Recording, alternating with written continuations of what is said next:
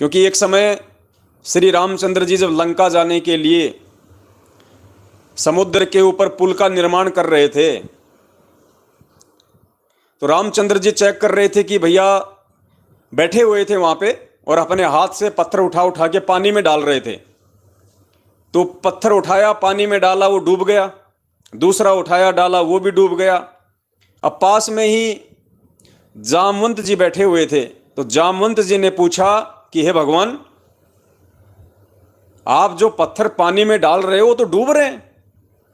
यानी उनको विश्वास था कि रामचंद्र जी पानी में पत्थर डालेंगे तो वो तैरेगा।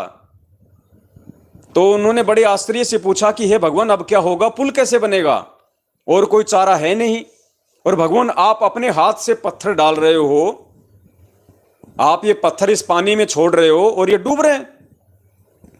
तो रामचंद्र जी ने कहा कि जामवंत, मैं जिसको एक बार छोड़ देता हूं वो फिर डूबता ही डूबता है। जिसको मैंने छोड़ दिया, अर्थात राम ने जिसको छोड़ दिया, वो डूबेगा ही डूबेगा, उसका बचाने वाला कोई नहीं धरती पे। तो पुण्यात्माओं, अब हमने समझना है कि वो असली राम कौन है, वो आदि राम कौन है।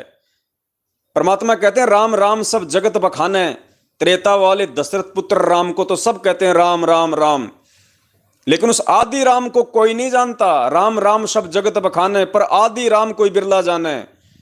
वो राम का भी राम, सारी सृष्टि का रचनहार, वो राम कौन है? तो वो राम की पहचान आज आप और हमें हो चुकी है। हमारे पूज्य गुरुदेव जी वो राम हैं, वो कबीर हैं, जो आज सतगुरु रामपाल जी महाराज जी के चोले में धरती पे प्रकट हैं। तो पुण्यात्माओं, बरवाला कांड के बाद जब परमेश्वर ने मीडिया को यह कहा कि राष्ट्रीय समाज सेवा समिति मेरी नहीं है, आपके ऊपर इतने इल्जाम है सर, आपके ऊपर इतने इल्जाम झूठे कैसे हैं आपके ऊपर? आपके गुंडे इतने खड़े थे वहाँ पे, हजारों आदमी हरियाणा पुलिस से। मेरे नीचे राष्ट्रीय समाज सेवा समिति नहीं, तो आपकी समिति है।